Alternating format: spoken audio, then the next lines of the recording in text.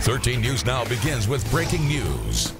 Well, here it is. Take a look. The water's not gushing anymore, but it was. That's what it looked like just a little while ago on the street right next to Waterside. Thanks for watching 13 News Now at noon. I'm Lucy Bustamante. And I'm Andre Senior. The water main break causing traffic troubles on Waterside Drive just a couple of hours ago, and now crews are working to pump that water out. Stephen Graves is live at the scene right now. Stephen, officials tell us workers accidentally broke that water line. That's right, guys, and the aftermath of that created this traffic mess out here, rerouting traffic in the height of lunchtime on Waterside. You know, a lot of people travel it. And take a look behind me. This is what crews are dealing with right now. This big gaping hole in the middle of a sidewalk. Water was gushing out of it earlier, and now they're pumping it out after this accident happened. Crews were just out here, and they just turned that water off recently. Now, this is what we're told by the city, that it was a 12-inch water main, about 50 years old, and the workers struck it around 10 this morning. Now, water began just gushing into the road, many people stopping to watch it. That lasted for about an hour until they officially got it shut off. Now, police shut down the westbound lanes of Waterside Drive, and this is right next to the Waterside District. Now, as you can imagine, it created a backup for drivers.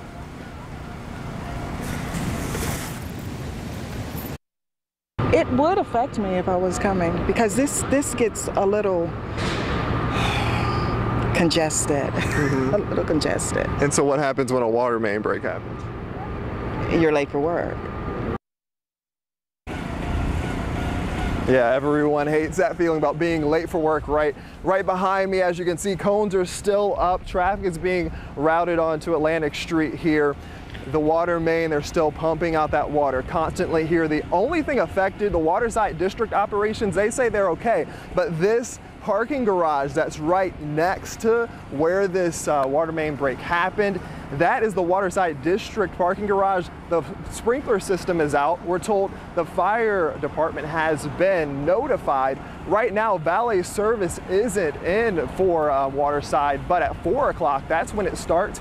And we're going to have you an update on that starting at 4 on 13 News Now. But you can, of course, keep up with the latest on when traffic opens back up online. We'll bring you the latest then. For now, reporting live in Norfolk, I'm Stephen Graves, 13 News Now. Last thing Waterside needs is more water on that road, right?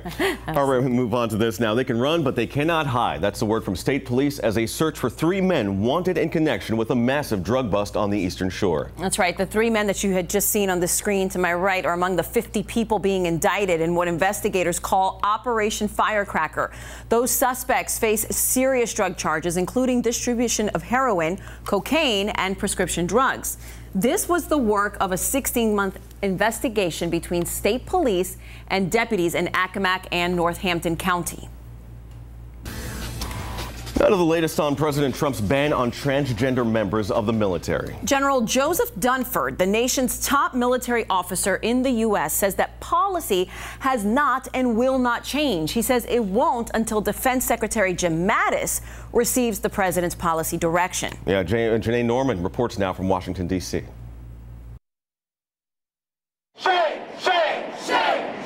The abrupt reversal leading to immediate outrage. It was not just an attack on transgender Americans, transgender military members. It was an attack on our military altogether. In a series of 3 tweets, President Trump announced sweeping military policy changes regarding transgender service members. I don't know why he decided what he did, but I think the right way to do this is have a hearing so you can hear from both sides. The decision provoking a strong reaction from the organization representing Iraq and Afghanistan veterans, calling the move backward, harmful, and contrary to American values, adding it's also bad for national security. How do you decide your policy on transgender people in the military? The president hasn't spoken a word about his decision or why he made it, but the White House insisting this is a very expensive and disruptive policy. Though a study commissioned by the Pentagon last year found transgender people in the military have had little or no impact on unit cohesion, operational effectiveness, or readiness, while healthcare spending on active duty trans service members increased by about 0.1%.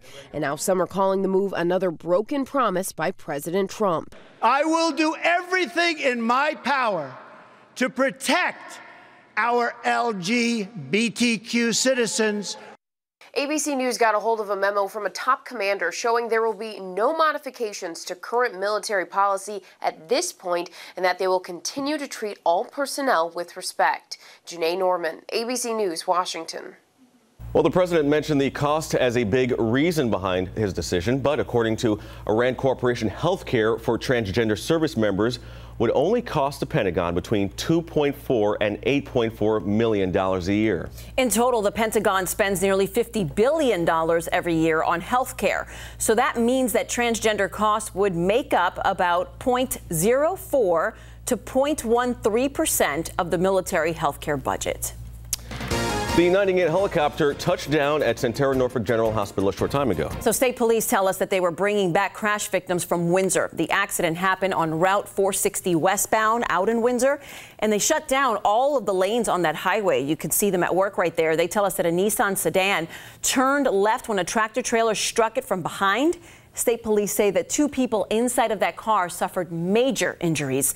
The semi-driver wasn't hurt. He is charged with reckless driving, and all lanes have reopened. Right now, thousands of people are without electricity in the Outer Banks. Dominion Energy tells us the Cape Hatteras Electric Cooperative lost power because of an equipment problem.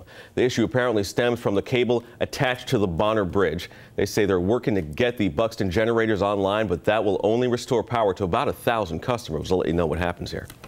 All right, new at noon, Hampton police tell us that they're on the lookout for a shooting suspect. This happened last night before 11 o'clock.